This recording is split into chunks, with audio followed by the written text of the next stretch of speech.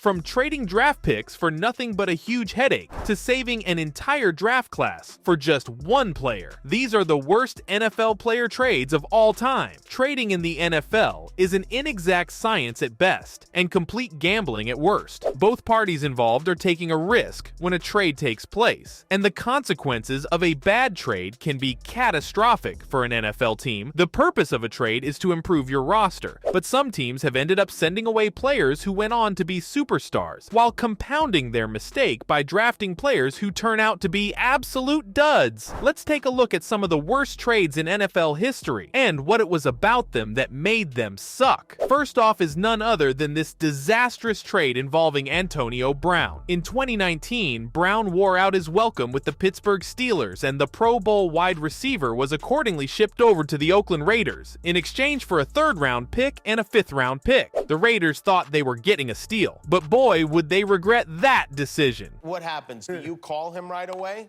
Call him right away, like, what are you doing? Yeah. And did he have any idea that it was supposed to be secret? He knew it was secret. He knew it was supposed to be secret, and he didn't care. He did it anyway. You want to be the first one. Brown was nothing but trouble for the Raiders from the moment he joined. Right off the bat, he got frostbite in both feet during cryotherapy treatment, rendering him essentially useless while he recovered. As if that wasn't bad news enough, Brown followed up by creating a huge and meaningless distraction, arguing with the NFL over what kind of helmet he was allowed to use. Now you think that after this bad start, he'd be eager to put it all behind him and finally get to playing some football, but things only got worse from there. Brown ended up having a serious altercation with the Raiders' general manager, Mike Maycock, in which he allegedly threatened physical violence. Now, I don't know about you, but I think it's pretty obvious that threatening to beat up your new boss is not the way to go about keeping your job. After a half-hearted attempt to patch things up, the Raiders eventually let Brown go before he had even played one game for them. Unfortunately, they'd sacrificed 2 draft picks for what turned out to be one massive headache. But the Raiders aren't alone in having fumbled trades. Just take a look at the Indianapolis Colts. In 2013, they sacrificed a first-round pick to the Cleveland Browns. Trent Richardson must be acquired. This turned out to be a terrible decision, but in all fairness, how could they have known? Richardson was recognized as an All-American and even regarded as the top running back prospect for the 2012 NFL Draft.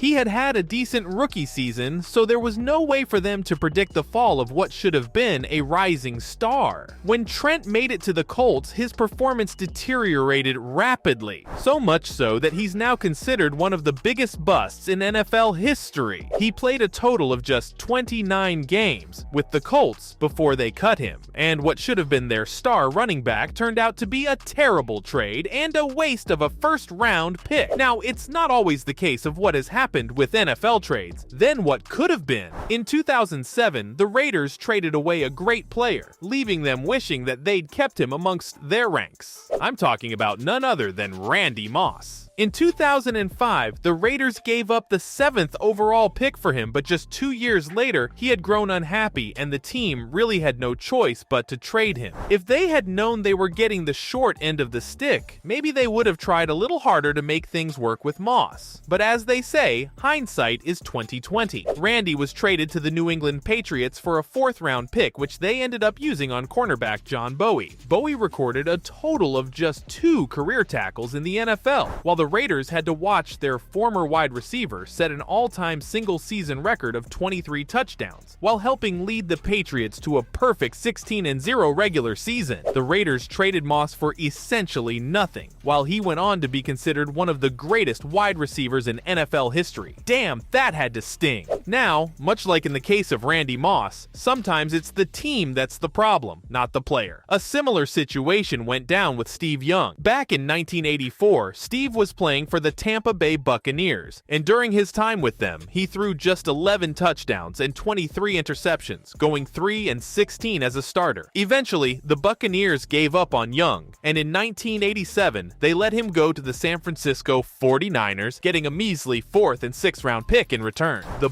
Bucs would come to regret that decision when, after waiting behind Joe Montana, Young blossomed with the 49ers into a Hall of Famer who helped them to win 2 Super Bowls as a starter. Whoever messed up that trade must have ground their teeth just thinking about it. Imagine trading a Hall of Famer for a 4th and 6th round pick. True, it's easy to look back and judge with what we know now, and no team can be expected to predict the future. Back in 1989, the Minnesota Vikings made a trade that they thought was a no-brainer at the time, but it in fact turned out to be one of the most lopsided trades in NFL history. Herschel Walker was the running back for the Dallas Cowboys, and the Vikings were desperate to get him on their team. So much so that they brokered the largest trade deal in NFL history at the time. In exchange for Walker, they gave the Cowboys 5 players and 6 draft picks, hoping that Walker would lead them to a Super Bowl victory. Unfortunately for them, that's not how things worked out. Walker was good but not great during his 2.5 seasons with the Vikings, never rushing for 1,000 yards in Minnesota, and the team failed to win any playoff games with Walker in their ranks. On the other hand, the Cowboys used their draft picks to acquire players like Emmitt Smith, Russell Maryland, and Darren Woodson, who would go on to play instrumental roles in the 90s Cowboy dynasty that won 3 Super Bowls. The Vikings thought they had the long end of the stick in the trade, but it just goes to show you